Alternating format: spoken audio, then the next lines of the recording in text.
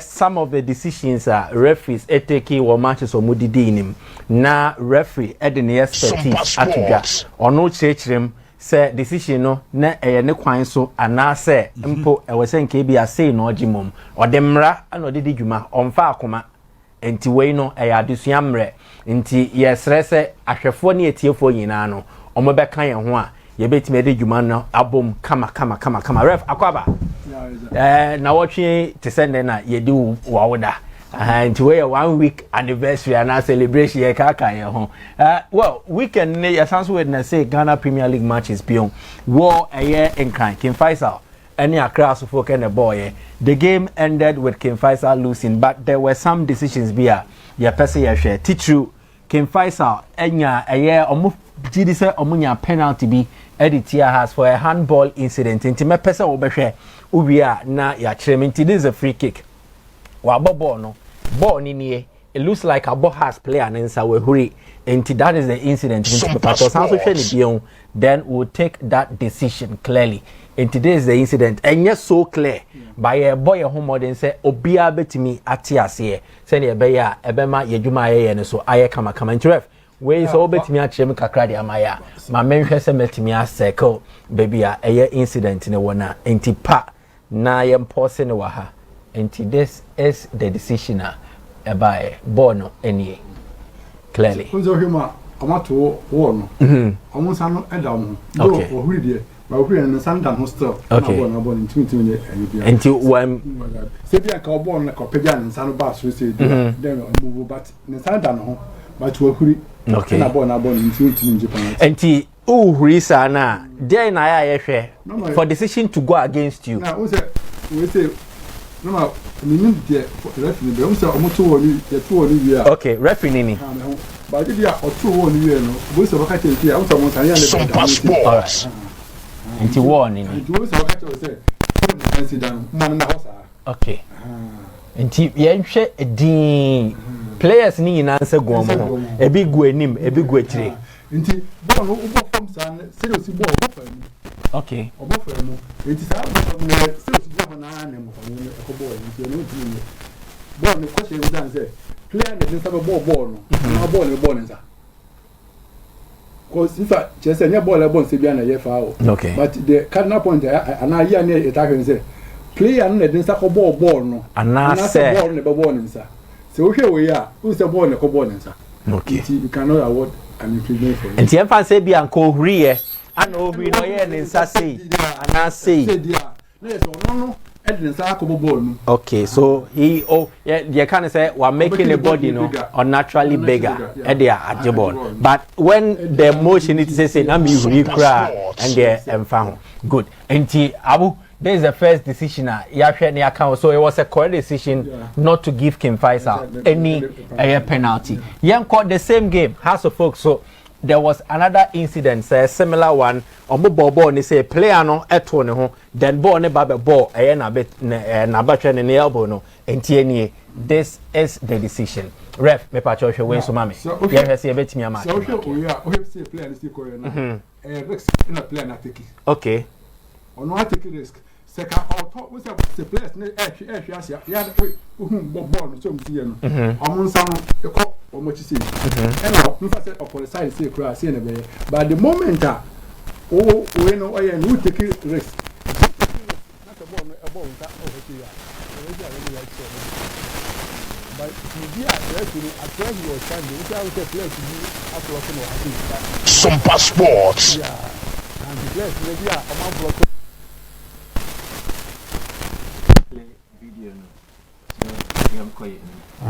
and so I say yeah from where he's standing into just say ka ojina be ya say place no say and na we say e wo hono nti ohwe we na ha we ka baby anka otehwe we de obeti ahwe na otehwe na we de ha ya wonyina ha ga kre ya o say oh de nsa na aye ha say no oh nsa na ha say no o hwe ase but o take risk nzo take risk na bo no bo nsa obeje okay inti born there is no denial say born baby mama can ohana born boy which is player clearly inti player no took a risk to take a risk inti say referee ni penalty But the vision of the referee, you know, at least where he was standing, you can say 1, 2, 3. So if you have that place, me and some way you know it's not also not baby. Now higher gate, higher gate, has a gate. If you say first gate, second, higher third, and Hannah, your mini has a mini gate, Hansi mini gate 1, mini gate 2, and to say has a gate 3, has a I fancy Uchum. I say, Kabia, baby, every watching Hoka Crabby bar, every Genasia, Kobe who I deal with. Where does it be? And so the another fancy Bahaba, Kobe who I deal with. But baby, Ujano, and has no. Mr. Star Place, we say, never to me broken in view. I'm off full screen. 90. Hannah rep HS and Nanka, Abuano, Baby Ojine, and a 1, 2, 3, 8 minutes. So gate 1, gate 2, gate 3. Yeah, I say gate 3, a mini gate 1. Maybe a mini gate. Mini gate 1, a big gate 2, no, and it could be Jina Honoma. Mini gate in the was a Obina, at least the Echo Subia, but baby Ojana and one. Interesting. And Jabu. There's also another decision to where the anchor referee bit me but unfortunately any idea etimi eba so sir. Let's move on now yanko to other videos. Kotoko Ebo against Tamale City. Now Tamale City ye foul momo and then lead to a go now or more share and interesting. This is the decision. Ref ye hold you on the draw hoka crack and then the draw nani a bed draw and 2 players no mukon any quick one. This is the movement young person na ye share at the crow Koroko player nini I as a Tamale City player no ne shirt na trick akra I say unsa trick akra then Koroko player no ball ne ho ba o share the ball na Tamale City player no so per se or force e ko ball ne so. How is this a foul? Lines assistant referee. Yeah, well, maybe we do it, also or share the ball. Yeah. Question also we say player no, or we no only or ball in the name. Into ball in the name on the set or protect ball. Okay. Into player now finish in the ban. Sako to player we no. The dimina day. What the insanity na say said oh man. Okay. Sebasa dia na just say wo block na so man but looking at the position we say na eti na BBNC na say bia all block na I don't know say bia Asare referee who the ohun ye and then because Asare referee so share or kind of clear I mean sister color we have red and blue blue and clearly assistant referee so okay baby we I don't know say olumu asa onu wani mu esin wo mu ana eno ni eyi ba ku hwe clip na asa odan ho na ohwe nti ede na ohun ya oje the extra clip ni bi then it will give us a better judge this say omu ni me ko o de ka ma on post ka de ebedu nti akone ni nsa na nti me hu adikoje oje fa wo no yeah still me who are the crowd and I say no we are saying I don't know say no player bakuni and bakun so ni nti che say we say no who say what den sana afa na chi say was so ni mu say player ni say ni dia na yes eya ni nsa ni nti say we no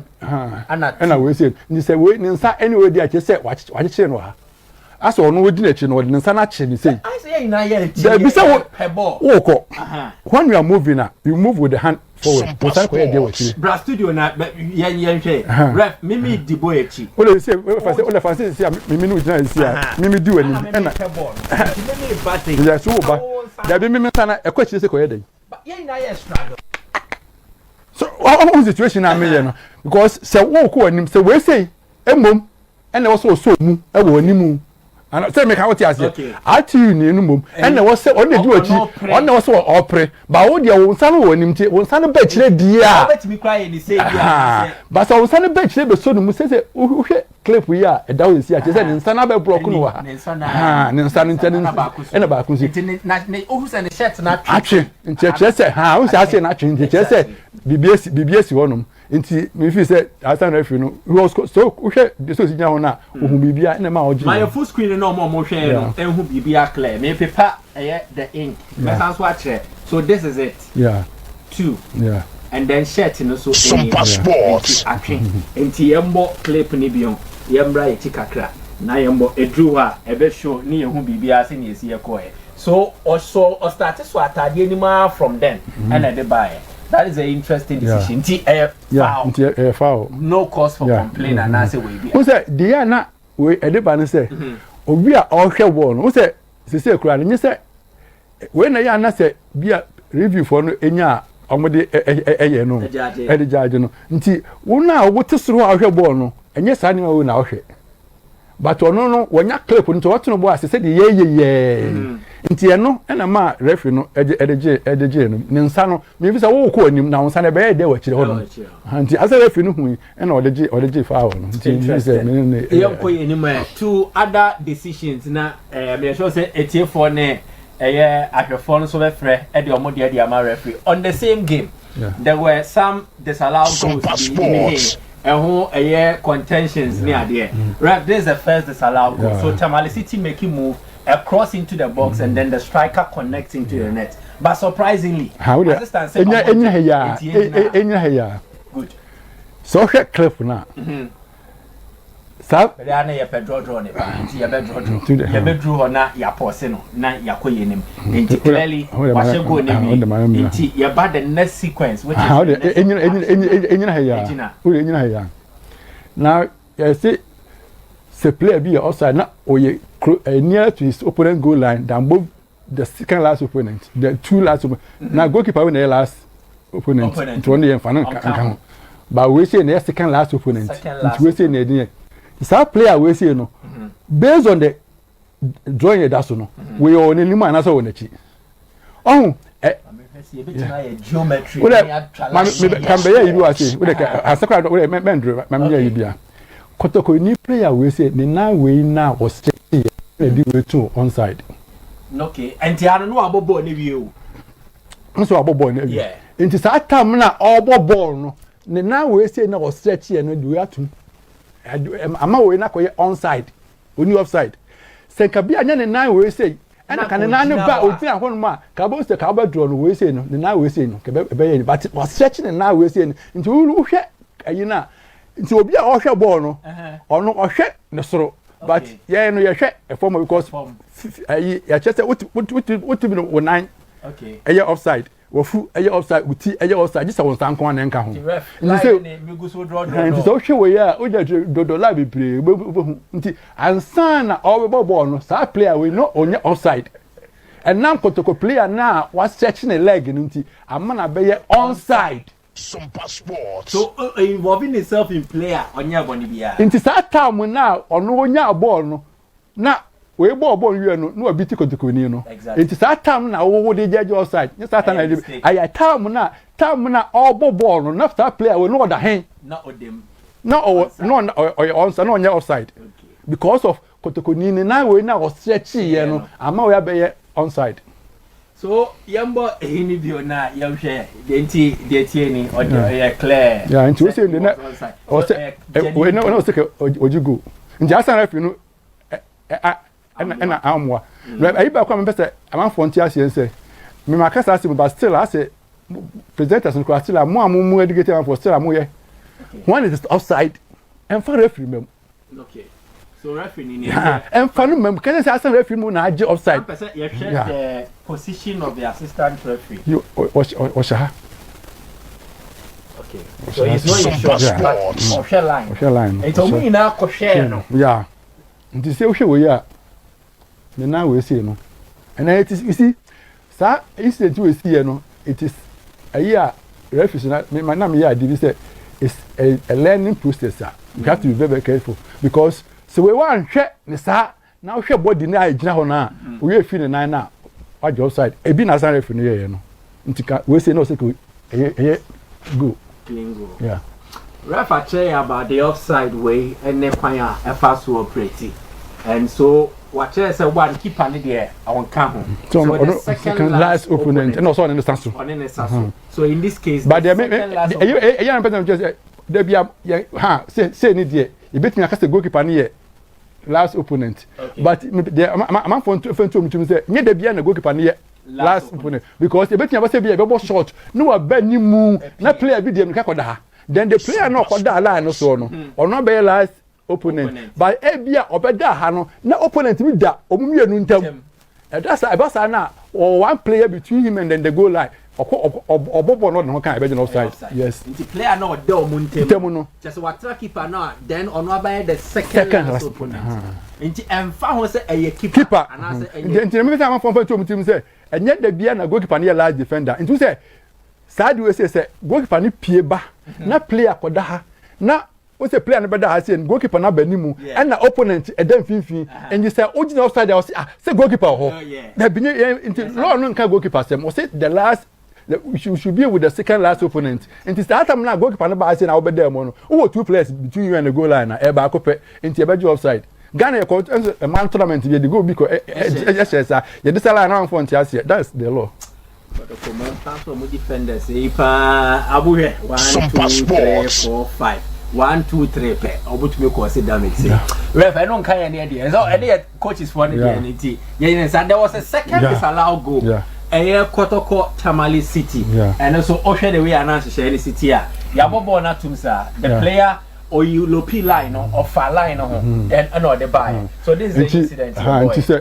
who say we say any back difference you okay into ref ye mu na ye nko ye nim nti ye mbra biom there is into the ha say ya ka ebenya ne we ha say onya ya okay ya pose ye hwe scenario we you ne we na ball no man no o say we na mo ball na man no oboko ha okay the start time na all ball see o hwe scenario na we were that position I said the last or that we need yes what the way the outer position that cry you say the last na wa ha it means that we that's way winning into the hwe they see you know into the almost on post kakra bi na free akoba bi aball no call na ansa na yen hwa de okay and yen hwe see e be ko yen kakra na yen hu de e be ko all right then e ko okay yen baba let's play everything what the enko we say ban ho at the time of the kick you know no that was a position to ordinary shame na when the law say what that me can say ordinary shame no or above involved in active play and no hia but wabo just say we interfere with what play until when the test say no yes akabon ne why no one bebo bi ni Man U ni Man City there no you be show no yes the fact that you involved in active play doesn't mean so why outside just say start three cardinal points others don't interfere with play won't interfere with opponent now gain advantage by being in that position and to say now the time now we ball no or no that position that into no can ball na we say na me crime can be a cohanza but we never about straight away that time now we after no ball no but we the chi into ball no far outside it go boy and away through Nimika but when the foul and now the fact we foul ball now omonya offside because we say any there say wa fa no hanka that is the year we say ye hwe nie ho nti say we na still am focus say go no and go because at the time of the kick you know now we in the outside position so the first goal was a wrong call but we was a good one yes solid referees are humans then from Swano and so ebeba let's move on to the other video I think say no ebe ye last one na ye the copy of ended session no now this is a year Ediana and a year Kotoku Royals Sports. Now game they are 90 something minutes until 90 plus 1 now a year free kick by Edema Kotoku Royals on the Tiomoka but the contention has to do with the free kicker Yaje Edema Kotoku Royals into say na ye church into the post with maybe a free kick high apostle baby contact me ban na kwa person me okay that's the content here I say no who said that the referee was so close to the scene. Action. Player watch him, but that player we. Oh, on the nano. But the nano broke. Say player we no section. Yes. The orange marking no, and fa emano into emano orange. Na yehu se ne nyoma besi akọ yemfa we na gbogbo a into one ne nine ni if you ono anya na we no de has no de kan no eye ne soro ho no as o search na de ho no e block no into ho o make attempt so clear ball but we advantage no we say na ayi ni say so hwese no say say we di ball no ko no into ball no ko say no so ko but o search ne na no e de block no into the obo say aha so kono for hanti hono le outside no no le free kick no correct go then Pakwesi was complaining bitterly if Pakwesi video no how omumbo why he was complaining about because me so far this is concerned you don't have to complain we the ball baby onya ball and to the show we say we say no effort chire koi e na we need na no block no ho sa player we no block no ho no. The next scene na kese ne ne be hu ne clear nti oni wa control ball no the ball ne ko 1 2 3 4 nti nana o search ye no o de dey ono am ball no kra o but a block that player we see so I say a scene kwan Pakwesi yenti ref yenti Pakwesi na we want not the result I'm looking for, but I'm really highly disappointed in the referee in the second half. Because every ball that we came to tackle here is a foul against us. Look at the number of free kicks he gave them in the second half. Is that how we want to champion of the league? It's very bad. Well, sometimes it happens in the game. You can get chances and miss them. But we scored one and we were playing well until the referees changed all of a sudden in the second half, giving them free kicks upon free kicks around the 18. For what? Even it's all the slightest tackle, foul. Why? Not the result I'm looking for, but I'm really highly disappointed in the referee in the second half. Because every ball that we came to tackle here is a foul against us. Look at the number of free kicks he gave them in the second half. Is that how we yeah, Pakwesi should not come in man share match but yeah, that is particular incident. Yeah, until we need to complain this how was that now go now omo de share no omo go se kabet aduana go na omo share no okay no this ye ko ye chi eba behwe but memo omo de ato platform ne so na ya start ka ye sua de bi wono emra guy na o share no minta onya ball no eyiri bi esonu kakra okay ena ojai no to ojai na referee no apply advantage ena o de share no but se ko just half foul na ka they will complain. Have you seen it? So that's how officiating is. And they say, me I always say when we are officiating, mean to can say 100%. Okay. But at least a do maybe I was saying that European, you know, omono okasa for referee who are not taking on no. Because nipa hodma you are taking a decision. You want me decisions did not pay. And you have idea photocrat also, but a coach coming to say all these things, no, this is a more game, no.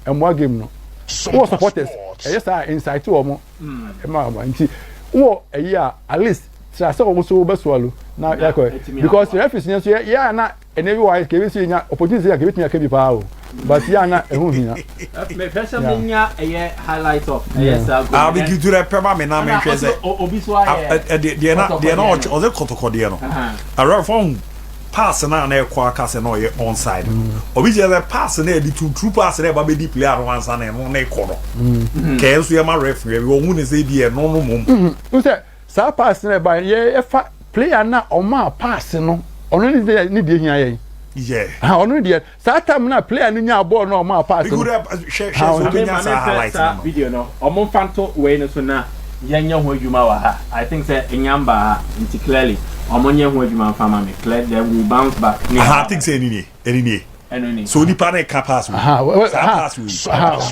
pass we say onu kwa de onu nka ho de map ha we de hwe ha we say no no pass no we say sa pass we we say no ha when onya offside player no ma pass there be player no ma pass no onya offside kura e player na o share goal no na contention no but na o search ye no and they put no onside no ɛno na ɔka deɛ and to the over me here no ɛno yɛ sa ha nti ha wo de nti wo de hwɛ o ka gyina ha wo de gyina ha ja wo de sa pass na ba no ha wo de sa pass ni ha player ni ha sa ha onyama pass no yes nti de yɛ hwɛ deɛ ha wa we gyina ho wo say sa time na we nya ball no ba bia na ogina no hwa na ogina hwa na ogina look at this player look at this yes I no ma pass that player we ni we mu nyina wa ha say nti we dey offside kwa de won kan ho kra we kwa dey because ba bia we gyina ba bia we gyina nti sa pass na odi ma we say no na ma we say stretching ne legs no nti we say kwa de won kan ho won kan we kwa de won kan ho kra nti was stretching the legs no we say no eba animu we no eba jawe ena be ka we no ho ena we no so searching the nine ena put no onside right man to that transfer me na me fa de aka ne ma me giza ma wie ma me fa de aka ne ma for na bi obi oba community bia